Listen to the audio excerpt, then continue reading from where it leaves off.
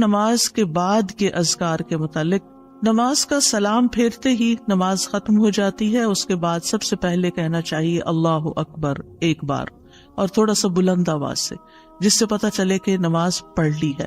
اللہ اکبر. ابن عباس کہتے ہیں میں نبی صلی اللہ علیہ وسلم کی نماز کے مکمل ہونے کو تکبیر کی وجہ سے سمجھ جاتا تھا. یعنی مثلا کوئی نفل پڑھ رہا ہے تو آپ کو نہیں پتہ چلتا کہ پڑھ چکا ہے یا نہیں، لیکن اگر اس نے بلند آواز سے کہہ دیا اللہ اکبر تو پتہ چل گیا کہ ہاں اس کی نماز مکمل ہو گئی ہے. کیوں اللہ اکبر کہیں؟ کہ اللہ ہر چیز سے بڑا. آپ دیکھیں ہم نے نماز کا آغاز کس سے کیا تھا؟ اللہ اکبر سے کیا تھا، اور نماز میں کئی بار ہم نے اللہ اکبر کہا، اور اب نماز کے اختتام پر بھی اللہ اکبر، رمضان کے اختتام پر بھی اللہ اکبر، یعنی اللہ کی تکبیر بیان کرنا. اللہ سبحانہ وتعالیٰ قرآن مجید میں فرماتے اتل ما اوحی الیک من الکتاب واقم الصلاۃ ان الصلاۃ تنہی عن الفحشاء والمنکر ولذکر اللہ اکبر واللہ یعلم ما تصنعون. کتاب میں سے جو آپ کی طرف وحی کیا گیا ہے اس کی تلاوت کیجیے اور نماز قائم کیجیے. بے شک نماز بے حیائی اور برائی سے روکتی ہے، اور یقیناً اللہ کا ذکر تو سب سے بڑی چیز ہے، اور اللہ کو معلوم ہے جو کچھ تم کرتے ہو. تو اللہ کا ذکر سب سے بڑی چیز، اور اس ذکر میں اللہ کو سب سے بڑا قرار دینا سب سے بڑی چیز. اور نبی صلی اللہ علیہ وسلم اور پھر صحابہ کا طریقہ بھی یہی تھا کہ آپ فرض نمازوں کے بعد ذکر کرتے اور آوازیں بلند کرتے. یعنی نماز کے بعد کا ذکر جو ہے اس میں آواز اونچی ہوتی ہے. ابن عباس اس بات سے معلوم کر لیتے کہ لوگوں نے سلام پھیر لیا ہے کیونکہ وہ ان کے ذکر کی آواز سنتے تھے. یعنی مطلب یہ ہے کہ نماز کے بعد اللہ اکبر بھی اونچی آواز میں، استغفر اللہ استغفر اللہ استغفر اللہ یہ بھی ذرا اونچی آواز میں. یعنی ایک ہوتا ہے سری ذکر، یعنی دل ہی دل میں پکارنا، اور ایک ہوتا ہے جاہری، جس میں یہ ذکر جو نماز کے بعد ہوتا ہے اس کو تھوڑا اونچی آواز میں کرنا چاہیے. اور جس طرح وتر ختم ہونے کے بعد سبحان الملک القدوس سبحان الملک القدوس سبحان الملک القدوس ذرا اونچی آواز میں کہنا چاہیے. تو نبی صلی اللہ علیہ وسلم اس ذکر کو ہمیشہ اونچی آواز میں کرتے تھے. ٹھیک ہے، یعنی آپ کی اقتداء، آپ کی پیروی ہر معاملے میں یہ عبادت کے درجات کو بڑھا دیتی ہے. اور اس میں ہم یہ بھی دیکھتے ہیں کہ صحابہ کرام جو تھے وہ نبی صلی اللہ علیہ وسلم کی صرف سنت کو نہیں، سیرت کو بھی آگے بیان کرتے تھے کہ آپ نے کوئی کام کیا اور کس طریقے سے کیا. مثلا ذکر کیا اور کس طرح کیا، بلند آواز سے کیا یا آہستہ آواز سے کیا، بیٹھ کر کیا یا کھڑے ہو کر کیا. اور پھر آپ دیکھیے کہ نماز کے بعد اذکار جو ہیں وہ زیادہ پسندیدہ ہیں، یعنی دعاؤں کی نسبت زیادہ اذکار. ٹھیک ہے، اور پھر اسی طرح آپ دیکھیے کہ دوسرا ذکر جو آپ کریں گے وہ ہے استغفر اللہ 3 بار. استغفر اللہ استغفر اللہ. صوبان کہتے ہیں رسول اللہ صلی اللہ علیہ وسلم جب اپنی نماز سے فارغ ہوتے تھے تو 3 مرتبہ استغفار فرماتے تھے، 3 بار استغفار کرتے. ولید کہتے ہیں میں نے اوزائی سے پوچھا آپ استغفار کس طرح فرمایا کرتے تھے؟ تو انہوں نے کہا آپ فرماتے تھے استغفر اللہ استغفر اللہ. اب نماز پڑھ لی ہے، استغفر اللہ کیوں؟ اس لیے کہ ہم تو نماز کا حق بھی ادا نہیں کرتے. ہمارا دھیان کہاں سے کہاں چلا جاتا ہے، ہم کئی دفعہ بھول جاتے ہیں، ہمیں سجدہ سہو کرنا تک یاد نہیں رہتا، ہمیں کچھ پتہ نہیں ہوتا ہم نے کون سی سورت پڑھی، کیا تلاوت کی. ہو سکتا ہے تلاوت میں کوئی غلطی کر دیں، ہو سکتا ہے کہ تسبیح کی جگہ کچھ اور پڑھ دیں بھول چوک کے. تو ہم نماز کے اندر بھی بہت کچھ غلط کرتے رہتے ہیں جانے انجانے. اور خاص طور پر جن لوگوں نے اپنی نماز کے پروننسیشن کی اصلاح نہیں کی وہ تو کچھ سے کچھ پڑھتے رہتے ہیں بعض اوقات. یعنی پروننسیشن صحیح نہ ہونا جو ہے وہ الفاظ کے مطلب کو ہی بدل دیتا ہے. اس لیے پہلی پرائرٹی میں کوئی ایسا ٹیچر ڈھونڈیے کہ جو آپ کی نماز سن کے اس کا پروننسیشن آپ کو ٹھیک کر دے. بہرحال نماز کے بعد استغفر اللہ. اور ایک اور چیز، نماز پڑھنے کے بعد انسان کو ایک فیلنگ ہوتی ہے کہ میں نے کچھ کیا ہے، لیکن جب انسان استغفر اللہ کہتا ہے تو اس میں عاجزی کا اظہار ہوتا ہے کہ یا اللہ تیرا حق ادا نہیں کیا، مجھے ابھی بھی گناہوں کی بخشش کی ضرورت ہے. اور آپ دیکھیے کہ یہ الفاظ نبی صلی اللہ علیہ وسلم ادا کرتے تھے جن کے اگلے پچھلے سارے گناہ معاف کر دیے گئے تھے. تو جو شخص نماز کے بعد استغفار پڑھتا ہے وہ اپنی نمازوں پر کبھی فخر غرور تکبر نہیں کر سکتا. کہ میں بڑا نمازی ہوں، میں بڑا پرہیزگار ہوں، میں بڑا عبادت گزار ہوں. نہیں، وہ یہ دیکھے گا کہ میں نے حق ادا نہیں کیا، میرے سے جو کمی کوتاہی ہوئی ہے اللہ تعالیٰ اس کو معاف کر دے. جو چیز مکمل طور پر ادا کرنی چاہیے تھی اس کو اس طرح نہیں ادا کیا، کچھ نہ کچھ کوتاہی واقع ہو گئی، تو اس بخشش کے طلب کرنے سے اللہ تعالیٰ کوتاہی سے درگزر فرما دے گا انشاءاللہ.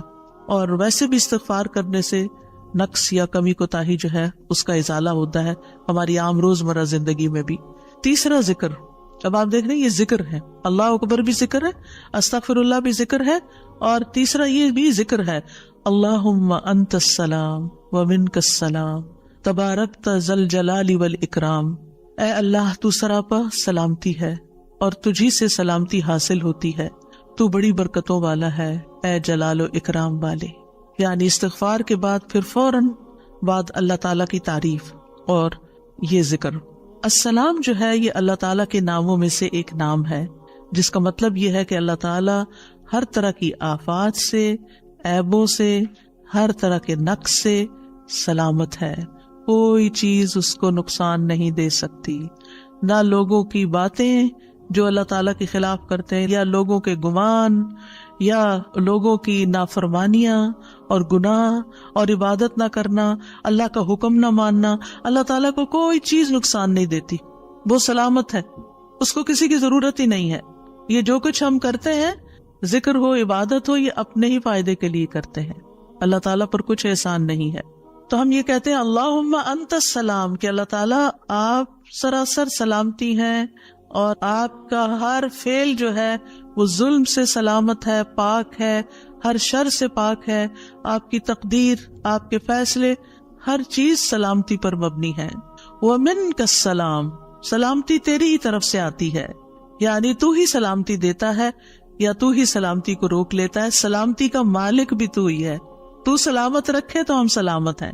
تو یہ تعلق اللہ تعالیٰ سے انسان اپنا ظاہر کرتا ہے، انسان اپنے رب کے بارے میں کیا سمجھتا ہے. تبارکتا، تبارکتا کا لفظ برکت سے ہے، جس کا مطلب ہوتا ہے کثرت سے کسی چیز کا بڑھنا اور قائم رہنا، یعنی تیری خیرات و برکات بہت زیادہ ہیں. ذل جلال والاکرام، اے عزت اور جلال والے. جلال کا مطلب ہے عظمت، بڑائی، اور اکرام کا مطلب ہے احسان. یعنی تو اپنے بندوں کو عزت و اکرام دیتا ہے، اپنے رسولوں کو، اپنے انبیاء کو اور اپنے صالح بندوں کو تو ہی عزت اور اکرام اور برکتیں عطا کرتا ہے. ساری نعمتیں تیری ہی طرف سے ہیں. اور یہ کتنا خوبصورت ذکر ہے جو ہم ہر نماز کے بعد کرتے ہیں، یا جو نہیں کر رہے انہیں لازماً کرنا چاہیے، کہ اللہ سبحانہ وتعالیٰ سے ہم اپنے اچھے گمان کا اظہار کرتے ہیں اور ایک طرح سے انڈائریکٹلی سلامتی اور برکت طلب بھی کرتے ہیں. آپ دیکھیے عموماً ہم جب کسی چیز کے اندر فائدہ دیکھتے ہیں تو ہم خیر اس سے وابستہ کر لیتے ہیں، یہ ہے تو کام ہوگا، یہ نہیں تو کام ہی نہیں ہوگا. مثلاً آپ کوئی قلم خریدتے ہیں اور اس سے لکھنا شروع کرتے ہیں اور آپ کو اچھا لگتا ہے، یا آپ اس سے جو لکھنا چاہتے تھے آرٹیکل یا کوئی چیز یا نوٹس اپنے تو بڑے اچھے لکھ پاتے ہیں، تو آپ کہنے لگتے ہیں یہ قلم بڑا مبارک ہے. ٹھیک ہے بھائی، قلم اچھا ہے، فائدہ دے رہا ہے آپ کو، لیکن اصل تو اللہ نے آپ کے لیے یہ وسیلہ بنایا کہ اس نے آپ تک یہ پہنچایا. تو اصل برکت اور خیر اور سلامتی کا منبع اللہ رب العزت کی ذات ہے. چیزوں کے ساتھ مت چمٹ جائیے اور ان پر اتنے ڈیپینڈنٹ نہ ہو جائیں کہ اللہ کو بھول جائیں اور اللہ تعالیٰ کی نعمت اور اللہ تعالیٰ کا احسان یاد نہ کریں. تو اس لیے ہر نماز کے بعد ہم اس بات کا اقرار کرتے ہیں کہ ساری برکتیں تیری ذات سے ہیں یا رب، ساری سلامتی تیری طرف سے ہے یا رب، عزت اور اکرام تیری ہی طرف سے ہے یا رب، تو ہی جس کو چاہے اس پر احسان فرماتا ہے، لہٰذا ہم یہ سب کچھ تجھ سے ہی طلب کرتے ہیں. پھر آپ دیکھیے چوتھا ذکر ہے لا الہ الا اللہ وحدہ لا شریک لہ لہ الملک ولہ الحمد وہو علی کل شیء قدیر. یہ بھی آپ 3 بار پڑھ سکتے ہیں، یہ بھی ذکر ہے، یعنی 3 مرتبہ اللہ تعالیٰ کی توحید کا اقرار. مغیرہ بن شعبہ جو وحی کے کاتب تھے ان سے مروی ہے کہ معاویہ رضی اللہ عنہ نے مغیرہ کو لکھا کہ کوئی حدیث جو آپ نے رسول اللہ صلی اللہ علیہ وسلم سے سنی ہو وہ مجھے لکھ کر بھیجیں. راوی کہتے ہیں کہ مغیرہ رضی اللہ عنہ نے انہیں لکھا کہ میں نے آپ صلی اللہ علیہ وسلم سے سنا ہے آپ اپنی نماز سے فارغ ہونے کے بعد 3 مرتبہ یہ پڑھا کرتے تھے لا الہ الا اللہ وحدہ لا شریک لہ لہ الملک ولہ الحمد وہو علی کل شیء قدیر. سب سے پہلے توحید کا اقرار کہ اللہ ایک ہے، وہی الہ ہے، وہی خالق ہے، مالک ہے، رب ہے، معبود ہے. پھر اس بات کا انکار کہ کوئی اس کا شریک ہو، لا شریک لہ. اور پھر لہ الملک، بادشاہت بھی اسی کی ہے، معبود بھی وہی ہے، بادشاہ بھی وہی ہے، اور ایسا بادشاہ ہے وَلَهُ الْحَمْدُ کہ اس کی تعریف ہے. دنیا کے بادشاہوں کا حشر ہوتا دیکھا ہے آپ نے، ان کے ساتھ کیا کیا جاتا ہے. لیکن اللہ سبحانہ وتعالیٰ کی بادشاہت پر کوئی آنچ نہیں آتی، کوئی اس کو ہلا نہیں سکتا، کوئی اس کو نقصان نہیں دے سکتا، کوئی اس پر باتیں نہیں بنا سکتا، کوئی اس کا نقص نہیں نکال سکتا کہ اللہ تعالیٰ نے آسمان میں یہ کیا چیز بنا دی، اب زمین میں کیا بنا دی. نہیں، وَلَهُ الْحَمْدُ، اسی کی ہے تعریف. یعنی ایسا بادشاہ کہ جو قابل تعریف ہے، اور ایسا بادشاہ کہ وَهُوَ عَلَى كُلِّ شَيْءٍ قَدِيرٌ. دنیا کے بادشاہ انتہائی بے بس لاچار ہوتے ہیں، ان کے ہاتھ میں کچھ نہیں ہوتا، وہ انسانوں کے محتاج ہوتے ہیں، انسانوں کی خدمت کے، انسانوں کی مدد کے، انسانوں کے مال کے محتاج ہوتے ہیں. یہ بادشاہت کیا بادشاہت ہے جس کی ساری ڈیپینڈنسی لوگوں کے اوپر ہے. تو اصل بادشاہت تو اللہ کی ہے کہ جو ہر چیز پر پوری قدرت رکھتا ہے. تو آپ اس احساس کے ساتھ اگر اللہ تعالیٰ کا یہ ذکر کرتے ہیں تو آپ کا دل ایک سکون سے بھر جائے گا، ایک خوشی سے بھر جائے گا کہ میں ایسی ہستی کو جانتی ہوں، ایسی ذات کو جانتی ہوں کہ جو اتنی خوبیوں کے مالک ہے. کیونکہ یہ انسان کی فطرت میں ہے، انسان کی نفسیات میں ہے کہ وہ کسی چیز کی تعریف کر کے خوش ہوتا ہے. اور عام طور پر ہم صرف سامنے نظر آنے والی چیزوں کی تعریف کر کر کے خوش ہوتے رہتے ہیں، اور تھوڑے دن کے بعد وہ بھی خراب ہو جاتی، وہ تعریف بھی ساتھ ہی چلی جاتی ہے. انسان ہے تو مر جاتے ہیں، ان کے اعمال ہے تو ختم ہو جاتے ہیں، اور کبھی وہ اچھے ہوتے ہیں اور پلٹ بھی جاتے ہیں. وہ کہاں گئی تعریفیں؟ جوان ہے تو بڑھاپے میں ساری تعریفیں چلی گئی، مالدار تھے تو غریب ہوئے تو ساری تعریفیں چلی گئی. اسی طرح علم ہے اور جنون لاحق ہو گیا تو ساری تعریفیں چلی گئی، سب کچھ الٹ گیا. اور دنیا کے یہ سارے نظارے آپ نے دیکھے ہوں گے کہ جب ہر نعمت لوگوں پر الٹ جاتی. اسی لیے ہم دعا کرتے ہیں نا کہ اللہ وانی اعوذ بک من زوال نعمتک، کہ اللہ نعمتوں کے زوال سے بچانا. یہ انتہائی تکلیف دہ چیز ہے، لیکن یہ ایک دنیا کا قانون ہے، یہ سب کچھ ہوتا ہے اور ہماری آنکھیں دیکھتی ہے. لیکن اللہ سبحانہ و تعالی ان سب چیزوں سے پاک ہے، اس کو کوئی زوال نہیں اور اس کا کوئی کچھ بگاڑ نہیں سکتا، اور وہ ہر چیز پر پوری طرح قادر ہے، جو چاہے کر سکتا ہے، اور تعریف اسی کے لیے ہے. پانچواں ذکر، لا الہ الا اللہ وحدہ لا شریک لہ لہ الملک ولہ الحمد وہو علی کل شیء قدیر. اللہم لا مانع لما اعطیت ولا معطی لما منعت ولا ينفع ذا الجد منک الجد. اللہ کے سوا کوئی الہ نہیں، وہ اکیلا ہے، اس کا کوئی شریک نہیں، بادشاہت اسی کی ہے اور تمام تعریف اسی کے لیے ہے، اور وہ ہر چیز پر پوری طرح قدرت رکھنے والا ہے. اے اللہ، جو کچھ تو نے دیا ہے اسے کوئی روکنے والا نہیں، اور جو کچھ تو نے روک دیا اسے کوئی دینے والا نہیں، اور کسی مالدار کو تیری بارگاہ میں اس کا مال نفع نہیں پہنچا سکتا. ابتدا میں تو وہی اللہ کی توحید بیان ہوئی، اس کی بادشاہت اور اس کی حمد کا ذکر ہے اور اس کی قدرت کا ذکر ہے، اور اس کے بعد کہ جو اللہ نے دیا، جو وہ دینا چاہتا ہے اسے کوئی روک نہیں سکتا. یہاں بھی آپ دیکھیں، مانگ کچھ نہیں رہی، یہ ذکر ہے، یہ دعا نہیں، یہ کیا ہے؟ ذکر ہے. اور جو کچھ تو نے روک دیا کوئی دے ہی نہیں سکتا، اور سارے ہی مالدار فقیر ہیں، اور خاص طور پر تیرے سامنے فقیر ہیں. یا ایھا الناس انتم الفقراء الی اللہ واللہ هو الغنی الحمید. اے لوگو، تم سب اللہ کے فقیر ہو، اللہ کے محتاج ہو، اور اللہ ہی غنی، مالدار اور وہی قابل تعریف ہے. واللہ هو الغنی الحمید. ٹھیک ہے. نبی صلی اللہ علیہ وسلم جب سلام پھیرتے تھے تو یہ دعا پڑھا کرتے تھے یا یہ ذکر کیا کرتے تھے. اور اس میں آپ دیکھیے کہ یہ جو عقیدہ ہے نا کہ اللہ روکے تو کوئی دے نہیں سکتا، یہ انسان کو بڑا اطمینان دے دیتا ہے. اگر کوئی چیز، کوئی خیر آپ کی طرف آنے سے رکی ہوئی ہے تو وہ اللہ ہی نے روکی ہوئی ہے، آپ پر رحمت کی وجہ سے. بدگمان نہ ہو اس سے، کسی وجہ سے رکی ہوئی ہے. آپ کسی کی کوئی اچھی چیز دیکھتے ہیں، کسی کا مینشن دیکھتے ہیں تو سوچتے ہیں کتنا خوش قسمت ہے، کتنے بڑے گھر میں رہتا ہے. کسی کے پاس فراری دیکھتے ہیں تو آپ کہتے ہیں واہ کتنا خوش قسمت ہے.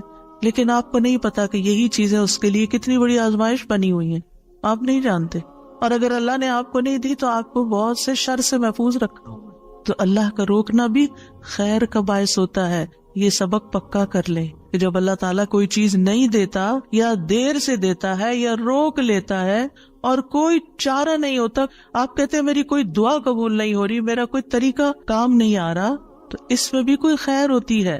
کیونکہ جو اللہ نے مقدر میں لکھا ہے وہ پہنچ کے رہے گا. کوئی روک نہیں سکتا جو تو دے، اور کوئی دے نہیں سکتا جو تو روک لے. اور جسے اللہ نے آپ کے مقدر میں لکھا ہے وہ آپ تک آئے گا ہی آئے گا. سورۃ فاطر میں اللہ تعالیٰ فرماتے ہیں ما یفتح اللہ للناس من رحمت فلا ممسک لها وما یمسک فلا مرسل له من بعدہ وہو العزیز الحکیم. جو کچھ اللہ لوگوں کے لیے رحمت میں سے کھول دے اسے کوئی بند کرنے والا نہیں، اور جو وہ بند کر دے اس کے بعد اسے کوئی کھولنے والا نہیں. حدیث میں آتا ہے ما اصابک لم یکن لیخطئک وان ما اخطأک لم یکن لیصیبک. جو کچھ تمہیں پہنچا وہ تم سے خطا ہونے والا نہیں تھا، اور جو نہیں ملا وہ ہرگز ملنے والا نہیں تھا. قرآن مجید میں سورۃ الرعد میں اللہ تعالیٰ فرماتے ہیں وَإِذَا أَرَادَ اللَّهُ بِقَوْمٍ سُوءًا فَلَا مَرَدَّ لَهُ. جب اللہ کسی قوم کے ساتھ برائی کا ارادہ کر لیتا ہے تو اس کو کوئی پھیرنے والا نہیں، کوئی سپر پاور اس ملک کی مدد نہیں کر سکتی اگر اللہ نے اس کے لیے جنگ کا فتنہ یا کسی اور طرح کی کوئی آزمائش لکھی ہے. یہ اللہ کے فیصلے ہوتے ہیں. یا اللہ نے کسی قوم کو تباہ کرنے کا فیصلہ کر لیا ہو تو کوئی اس کو روک نہیں سکتا. لہٰذا ہمیں اللہ پر ہی بھروسہ کرنا چاہیے، اور ہر حال میں ایسی پریشان کن باتوں پر اللہ تعالیٰ ہی کی طرف رجوع کر لینا چاہیے. یاد رکھیے اگر کوئی چیز نہیں ملی تو اللہ تعالیٰ کو الزام مت دیں، اللہ تعالیٰ سے ناراض نہیں ہو، اللہ تعالیٰ سے بدظن نہیں ہو. یہ روکنا اس کی رحمت ہے. انسان اگر ان دو جملوں پر ایمان لے آئے تو پھر اس کا مکمل بھروسہ اللہ کی ذات پر ہو جائے گا. وہ رزق کے بارے میں اللہ پر ہی توکل کرے گا، نقصان کو دور کرنے اور بھلائی کو پانے کے لیے اللہ پر ہی بھروسہ کرے گا. وہ اللہ کو اپنے لیے کافی سمجھے گا. یعنی جہاں کہیں دل چھوٹا ہوا، جہاں کہیں کوئی پریشانی آئی، کہتے حسبی اللہ و نعم الوکیل. اللہ کار ساز یعنی کام بنانے والا اللہ ہی میرے لیے کافی ہے. وہ میرا کام بنائے گا، وہ میری مشکل آسان کرے گا. تو یہ توحید ربوبیت اور الوہیت پر مشتمل جملے ہیں. ابن تیمیہ کہتے ہیں یہ حدیث دو عظیم اصولوں پر مشتمل ہے. نمبر 1 توحید ربوبیت، اور وہ ہے جسے اللہ دینا چاہے اسے کوئی روک نہیں سکتا، اور جسے وہ روک دے اسے کوئی نہیں دے سکتا. بس بندہ اللہ ہی پر توکل کرتا ہے اور اسی سے مانگتا رہتا ہے، کیونکہ دینا جو اس نے ہے تو پھر کسی اور سے کیوں مانگے گا، کسی اور سے توقع لگا کے کیوں بیٹھ جائے گا، کسی اور کے در پہ کیوں جائے گا. اس کو پتا ہے صرف اللہ ہی نے کرنا ہے جو کرنا ہے. اس سے عقیدہ توحید پکا ہوتا چلا جاتا ہے کہ صرف اللہ ہی نے کرنا ہے. اور توحید الوہیت ولا ينفع ذا الجد منک الجد.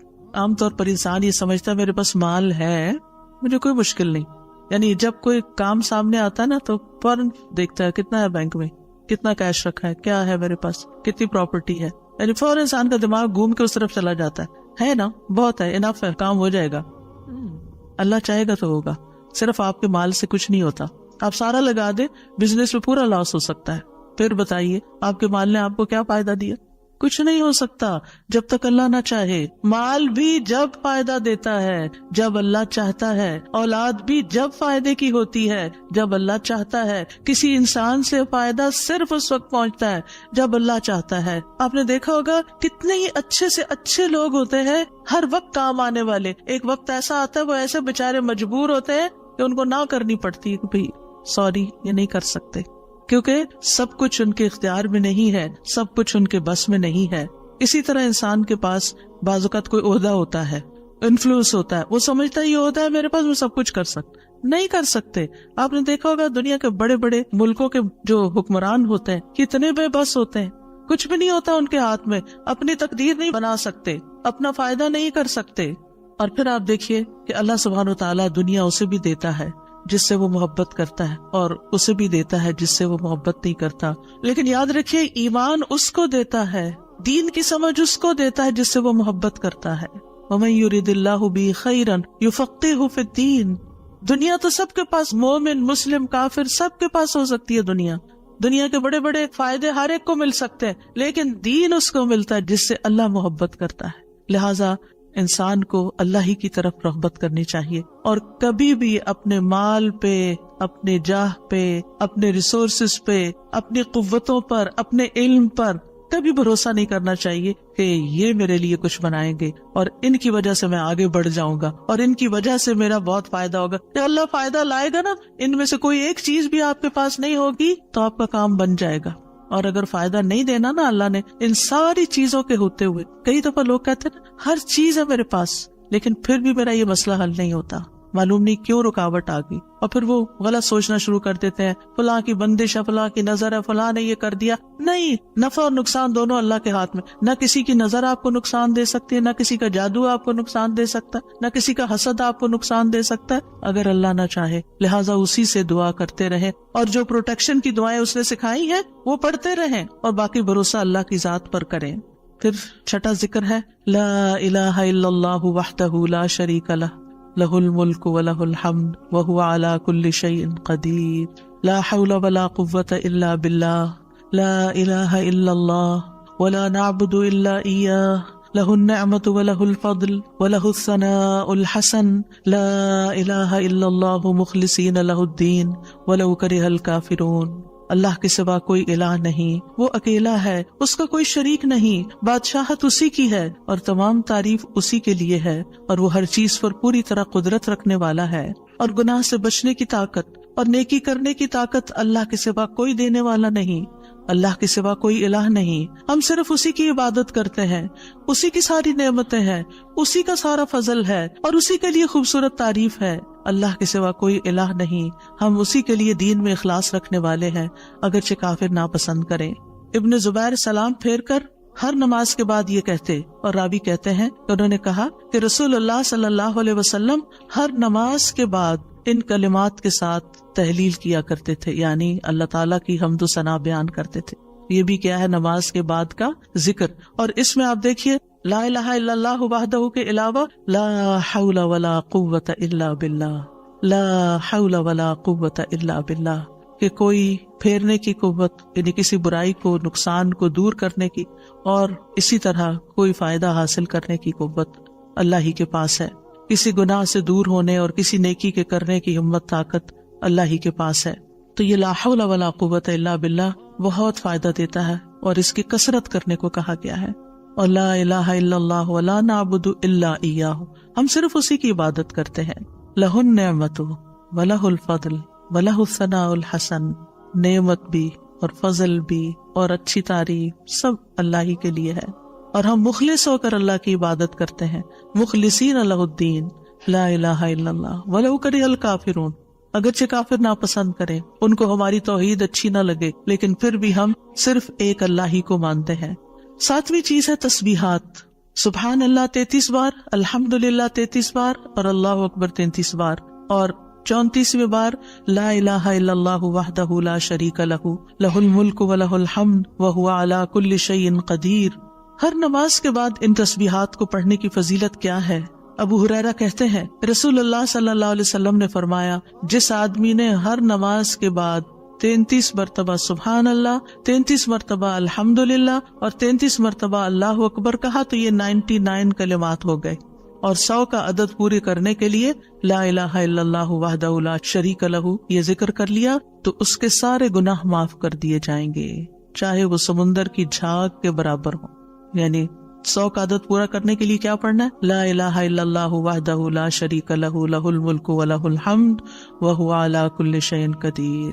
رسول اللہ صلی اللہ علیہ وسلم نے فرمایا ہر نماز کے بعد کچھ ایسے اذکار ہیں جن کو پڑھنے والا یا جن کو کرنے والا کبھی محروم نہیں ہوتا، جن میں سے سبحان اللہ 33 بار، الحمدللہ 33 بار اور 34 بار اللہ اکبر. یعنی اگر لا الہ الا اللہ پورا نہیں پڑھ سکتے تو اللہ اکبر کو 34 بار کر کے 100 کی گنتی پوری کر لیں.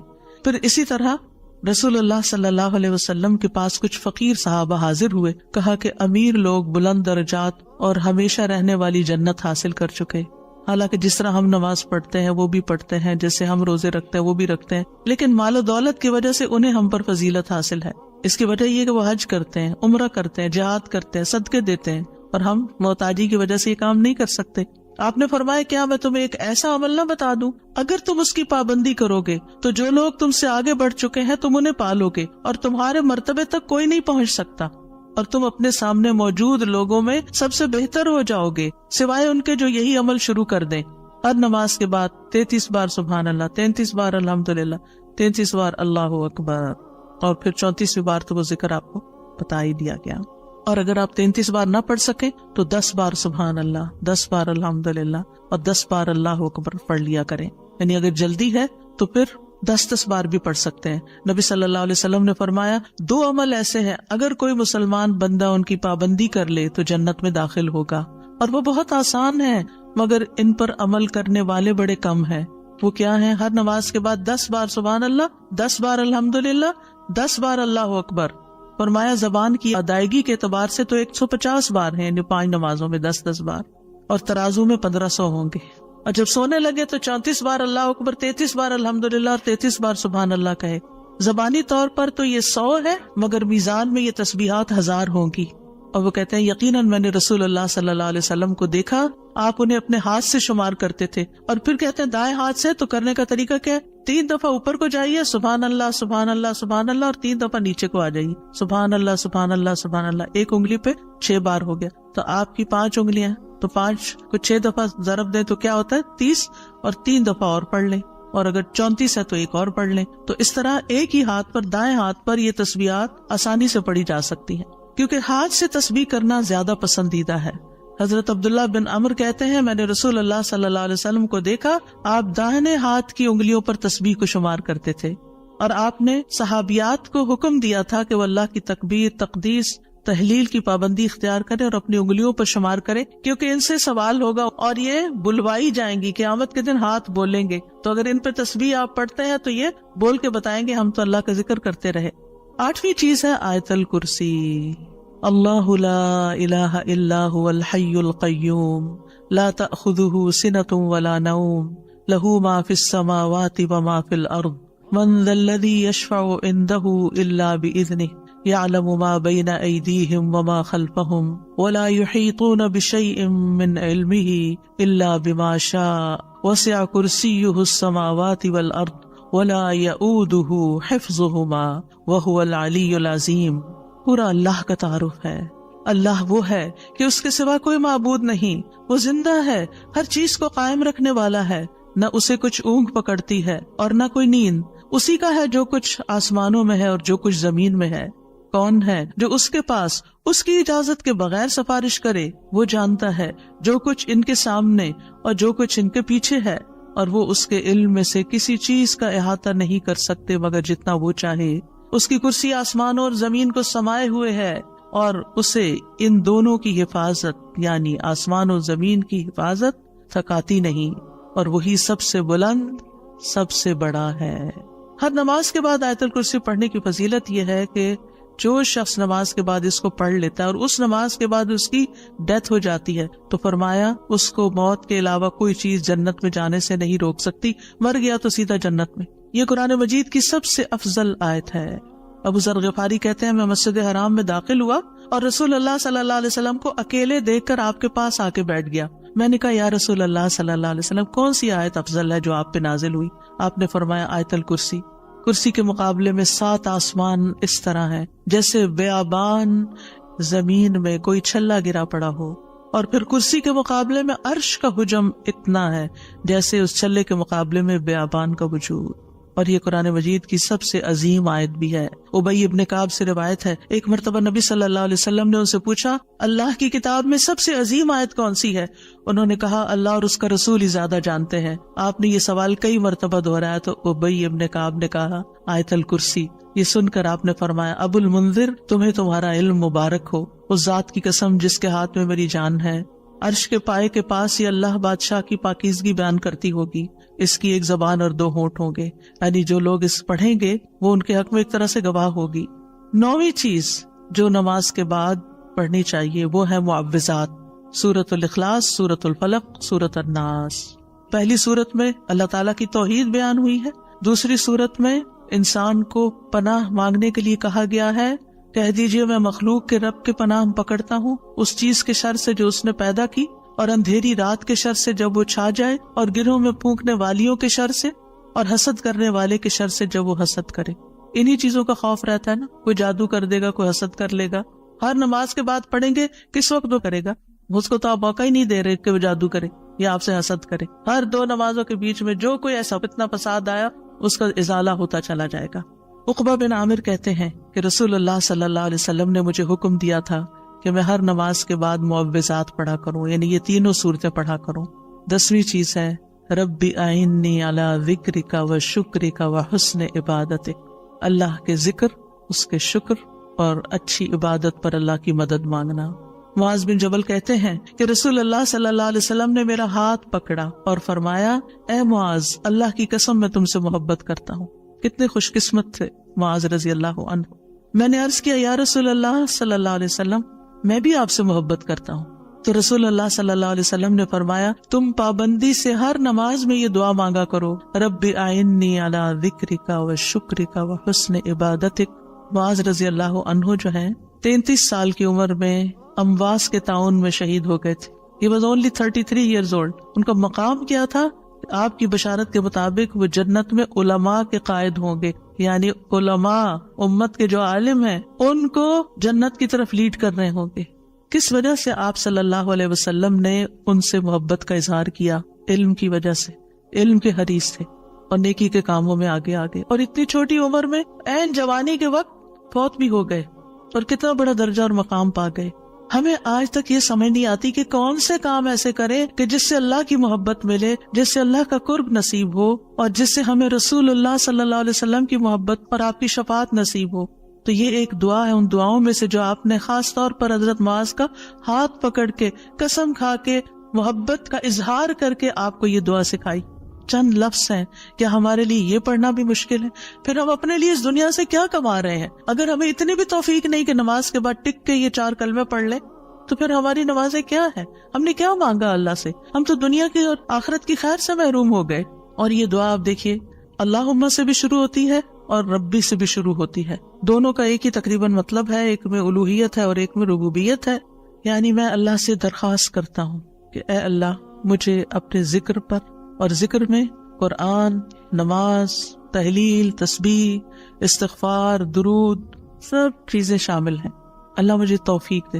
اور پھر وہ شکر کی بھی توفیق دے۔ اور آپ دیکھیے کہ جب ہم دعا مانگتے ہیں نا کہ اللہم اعنی علی ذکرک، تو مطلب یہ ہے کہ ہماری زبان جو ہے وہ آپ کی اطاعت کرتی رہے، وہ کلمات بولتی رہے جس سے آپ کا ذکر ہوتا رہے۔ یعنی ایک تو ہے یہ مسنون اذکار ان کا پڑھنا، اور ایک یہ ہے کہ اللہ تعالیٰ کی نعمتوں کا ذکر کرنا، اللہ تعالیٰ کے احسانات کا ذکر کرنا، اللہ تعالیٰ کی قدرت کی نشانیوں کا ذکر کرنا، اللہ کے فضل کا ذکر کرنا۔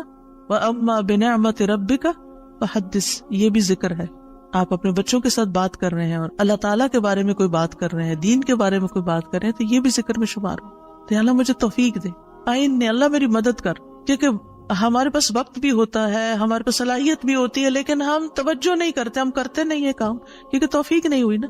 تو ہر نماز کے بعد، چونکہ فرض کے بعد دعا قبول ہوتی ہے، تو یہ دعا مانگنے کو کہا گیا۔ اور بعض کہتے ہیں اس کو سلام پھیرنے سے پہلے بھی پڑھ سکتے ہیں، جیسے رب اجعلنی پڑھتے ہیں، یا اور کل جو میں نے آپ کو دعائیں بتائی تھی آخر میں نماز کے اختتام پر سلام سے پہلے، وہ سب مسنون اذکار تھے، لیکن علماء نے اس کے علاوہ جیسے رب اجعلنی مقیم الصلاۃ، یہ نبی صلی اللہ علیہ وسلم نے نہیں سکھائی ہمیں کہ نماز کے بعد ضروری یہی پڑھی جائے، لیکن علماء نے کہا کہ جیسے اللہ کی حمد و ثنا ہوتی ہے تشہد میں، پھر اس کے بعد درود شریف ہے، اور پھر اس میں والدین اور اولاد دونوں کے لیے دعا ہے، تو یہ پڑھ لیں۔ اس کے علاوہ جو چاہے قرآنی اور مسنون دعا یہاں بیٹھ کے پڑھیں، کیونکہ نماز کے اندر دعا مانگنا نماز کے بعد کی دعا سے افضل ہے، قبولیت کے زیادہ چانسز ہیں، جس سے اکثر لوگ غافل ہیں۔ سلام پھیرنے سے پہلے اللہم انی اسألک الجنۃ واعوذ بک من النار 3 دفعہ یہ پڑھ لیں، جو آپ کا دل چاہے پڑھیں، بس اردو میں نہیں، عربی میں یاد کریں کچھ دعائیں، قرآنی دعائیں، مسنون دعائیں اس وقت پڑھتے رہیں۔ تو پھر دوسرا ہے وہ شکر کا۔ شکر کہاں سے ادا ہوتا ہے؟ زبان سے بھی ہوتا ہے، لیکن اس کا اصل مقام دل ہے، وہ دل سے اٹھتا ہے۔ ذکر کی بات کر کے ہم نے کہا کہ اللہ ہماری زبان کو اپنی اطاعت کی توفیق دے، اور شکر کی بات کر کے ہم نے کہا کہ اللہ ہمارے دل کو اپنے ذکر کی توفیق دے، اپنی یاد کی توفیق دے، اور شکر ادا کرنے کی توفیق دے۔ یعنی میں ساری ظاہری اور باطنی نعمتوں پر اللہ کا شکر ادا کرنے کی توفیق مانگتا ہوں، یہ مطلب ہے اس دعا کا۔ زبان کا شکر کیا ہے کہ بندہ اللہ کی نعمتوں کا ذکر کرتا ہے، اور اعضاء سے شکر کیا ہے کہ بندہ اللہ کی اطاعت کے کام کرتا ہے، کیونکہ اللہ تعالیٰ نے آل داؤد کو کیا کہا تھا؟ اعملوا آل داؤد شکرا وقلیل من عبادی الشکور، اے داؤد کے گھر والو، شکر ادا کرنے کے لیے عمل کرو، اور میرے بندوں میں کم ہی شکر گزار ہیں۔ اللہ کا شکوہ ہے بندوں سے، کم ہی شکر گزار۔ کیوں؟ اس لیے کہ شیطان نے کہا تھا وَلَا تَجِدُ أَكْثَرَهُمْ شَاكِرِينَ، کہ انسانوں کی اکثریت کو آپ شکر کرنے والا نہیں پائیں گے، اور وَلَقَدْ صَدَّقَ إِبْلِيسُ ظَنَّهُ، ابلیس نے اپنا گمان سچ پایا کہ بندوں کو شکر سے ہٹا دیا۔ تو شکر کی توفیق مل جائے تو پھر شکر ادا کیا جائے، اور یہ شکر کا سلسلہ تو کہیں ختم ہوتا ہی نہیں، کیونکہ اتنی نعمتیں ہیں کہ ہم گن ہی نہیں سکتے۔ ابن رجب کہتے ہیں کہ دین میں یا دنیا میں اللہ کی ہر نعمت جو بندے کو حاصل ہوتی ہے اس میں نعمت کا شکر ادا کرنے کی ضرورت ہوتی ہے، پھر جو شکر کی توفیق ملتی ہے اس پر بھی شکر ادا کرنے کی ضرورت ہے، یعنی شکر پر بھی شکر، یہ ایک اور نعمت ہے، اس میں دوبارہ شکر ادا کرنے کی ضرورت ہے، پھر دوبارہ شکر کیا تو ایک اور نعمت مل گئی، اب کیا ہے ایک اور دفعہ شکر کریں، اور یہ سلسلہ ہمیشہ جاری رہتا ہے، یعنی شکر کا سلسلہ کبھی ختم نہیں ہونا چاہیے، شکر کرتے ہی چلے جائیں۔ وحسن عبادتک، اور اپنی خوبصورت عبادت کی توفیق عطا فرما، اور خوبصورت عبادت اسی وقت ہو سکتی ہے جب اس میں اخلاص ہو اور نبی صلی اللہ علیہ وسلم کی اتباع ہو، اطاعت ہو۔ اطاعت اعضاء سے کی جاتی ہے، یعنی ہمارے اعضاء، ہاتھ پاؤں، ہمارا جسم یہ عبادت میں مشغول ہوتا ہے۔ بعض اوقات ہم ڈھیروں عبادت کر لیتے، ڈھیر سارے نفل پڑھ لیتے، بہت کچھ کر لیتے، لیکن اس کو کوئی کوالٹی نہیں ہوتی۔ یہاں یہ نہیں کہا گیا کہ کثیر عبادتک، یہاں کیا کہا گیا؟ حسن عبادتک، کہ اللہ خوبصورت عبادت کی توفیق دے۔ امام ابن تیمیہ کے بارے میں آتا ہے کہ جب وہ قید ہوئے تو اپنے سجدوں میں یہ دعا پڑھا کرتے تھے، اللہم اعنی علی ذکرک و شکرک و حسن عبادتک، کیونکہ اللہ کی توفیق کے بغیر ہم یہ کام نہیں کر سکتے۔ جس کی زندگی میں ذکر آ گیا، جس کی زندگی میں شکر آ گیا، اور جس کی زندگی میں خوبصورت عبادت آ گئی، وہ خوش قسمت ترین انسان ہے، اس کو سبھی کچھ مل گیا۔ اور جو ان چیزوں سے محروم ہے پھر ہر خیر سے محروم ہے، چاہے دنیا کی قارون جیسی دولت اس کے پاس کیوں نہ ہو، پوری دنیا اس کی فین ہو، اس کی تعریفیں کرے اور اس کی فدائی شدائی ہو، کوئی فائدہ نہیں ہے۔ ایک اور دعا ہے، رب قنی عذابک یوم تبعث عبادک، اے میرے رب مجھے اس دن کے عذاب سے بچانا جس دن تو اپنے بندوں کو اٹھائے گا۔ 3 بار یہ دعا، اے اللہ ہمیں اس دن کے عذاب سے بچانا جس دن تو اپنے بندوں کو اٹھائے گا۔ ایک دفعہ بھی پڑھی جا سکتی، 3 دفعہ کی شرط نہیں ہے۔ براء بن عازب کہتے ہیں جب ہم رسول اللہ صلی اللہ علیہ وسلم کے پیچھے نماز پڑھتے تھے تو ہم آپ کی دائیں طرف کھڑے ہونے کو پسند کرتے تھے تاکہ آپ ہماری طرف رخ کر کے متوجہ ہوں۔ براء کہتے ہیں میں نے آپ کو فرماتے ہوئے سنا، یعنی آپ پلٹ رہے تھے اور کہہ رہے تھے رب قنی عذابک یوم تبعث عبادک۔ یہ رات کو سوتے ہوئے بھی پڑھا کریں اور نمازوں کے بعد بھی کہ اللہ اس دن کے عذاب سے بچا لینا جس دن تو بندوں کو دوبارہ پیدا کرے گا۔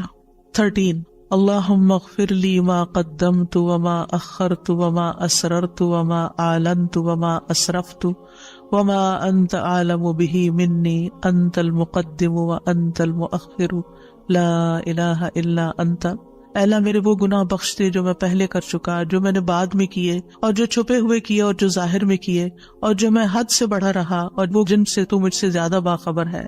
تو ہی نیکی اور خیر میں آگے کرنے والا اور پیچھے کرنے والا ہے، تیرے سوا کوئی معبود نہیں۔ نبی صلی اللہ علیہ وسلم سلام پھیرنے کے بعد یہ دعا پڑھا کرتے تھے، یعنی اس دعا کے بارے میں ثابت ہے کہ سلام کے بعد پڑھا کرتے تھے۔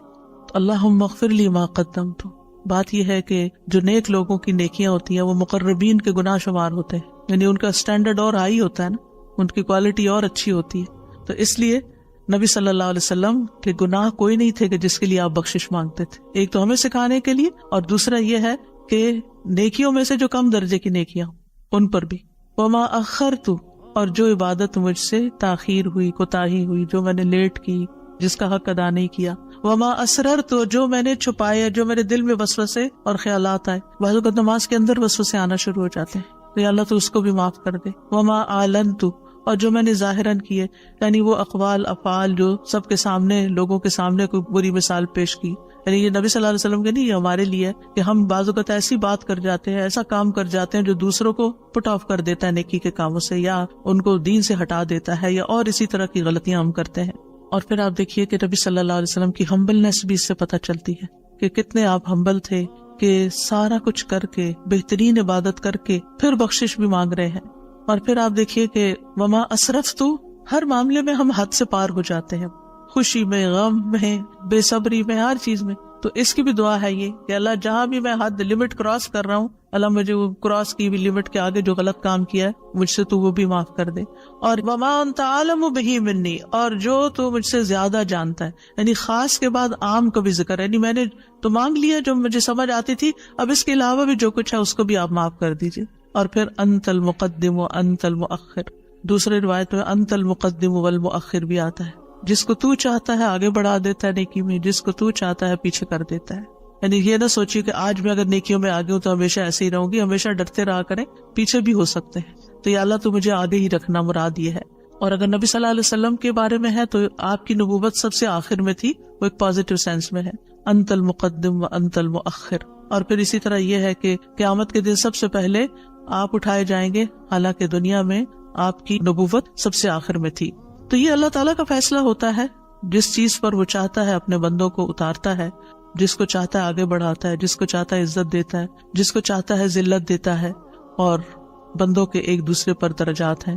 نمبر 14 سبحانک اللہم و بحمدک استغفرک و اتوب الیک. یہ مجلس کے اختتام پر بھی اور نماز کی دعاؤں کے اختتام پر بھی. پاک ہے تو اے اللہ، تیری ہی حمد ہے، میں تجھ سے بخشش مانگتا ہوں، تیری ہی طرف میں رجوع کرتا ہوں.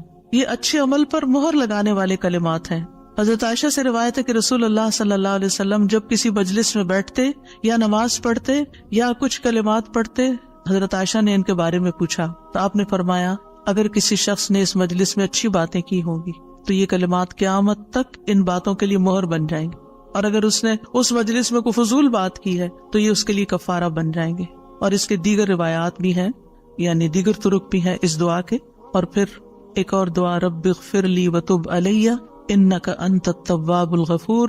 اے اللہ تو مجھے بخش دے اور میری توبہ قبول کر، بے شک تو بہت توبہ قبول کرنے والا، بہت بخشش فرمانے والا ہے. فجر اور مغرب کی نماز کے بعد کا خاص ذکر لا الہ الا اللہ وحدہ لا شریک لہ لہ الملک ولہ الحمد یحیی ویمیت وہو علی کل شیء قدیر. اللہ کے سوا کوئی الہ نہیں، وہ اکیلا ہے، اس کا کوئی شریک نہیں، بادشاہت اسی کی ہے، تمام تعریف اسی کے لیے ہے، اور وہ ہر چیز پر پوری قدرت رکھنے والا ہے. اور سلام کے بعد تشہد کی حالت میں اگر آپ بیٹھے بیٹھے یہ ذکر کرتے ہیں، یعنی مصلی سے اٹھنے سے پہلے یہ ذکر کرتے ہیں، تو نبی صلی اللہ علیہ وسلم نے فرمایا جس نے نماز مغرب اور صبح کی نماز کے بعد اتحیات میں اٹھنے سے پہلے اپنی ٹانگ کو دوہرا کیے ہوئے، یعنی جس پوزیشن میں آپ بیٹھے اسی پوزیشن میں بیٹھے بیٹھے 10 بار یہ ذکر کیا، اللہ تعالیٰ اس کے لیے 10 نیکیاں لکھ لیتا ہے، 10 گناہ اس سے دور کر دیتا ہے، 10 درجے اس کے بلند کر دیتا ہے. اس کے لیے ہر بری چیز سے حفاظت، شیطان مردود سے پناہ دینے والے یہ کلمات ہوتے ہیں. کوئی گناہ سوائے شرک کے اس کو نہیں پہنچتا، اور یہ اس روز عمل میں سب لوگوں سے افضل ہوتا ہے. یعنی صبح کے وقت اگر کوئی یہ پڑھ کے اٹھتا ہے مصلی سے تو یہ سب لوگوں سے افضل ہوتا ہے، سوائے اس شخص کے جس نے اس کے برابر یا اس سے زیادہ ان کلمات کو پڑھا ہو. اور ایک اور روایت میں ہے جو یہ 10 مرتبہ مغرب کے بعد پڑھے گا، اللہ اس کی حفاظت کے لیے اسلحہ بردار فرشتے بھیجے گا جو اس کی صبح تک شیطان سے حفاظت کریں گے.